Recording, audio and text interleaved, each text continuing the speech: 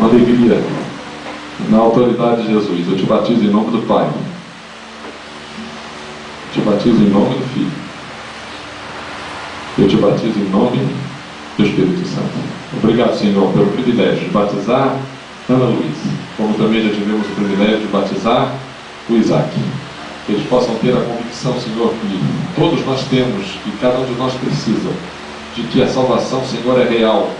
Ela, Senhor, não depende só de nós, depende das convicções que Tu nos dás por meio do Teu Espírito, depende daquilo que aconteceu com Jesus na cruz, do testemunho que a Tua palavra dá. Então, Senhor, nós estamos largados à nossa sorte, mas nós estamos, Senhor, agradecidos pela confirmação da salvação da Ana Luísa. E também te agradecemos porque essa fé vem lá de tanto tempo atrás, por meio da Vodorcas, por meio da Mãe Eunice, por meio da outra Vodorcas, enfim, Senhor, por meio também dos familiares da Regina, e nós te agradecemos por isso, e louvamos o Teu nome, que Tu fortaleças a sua vida, em nome de Jesus. Amém. Vamos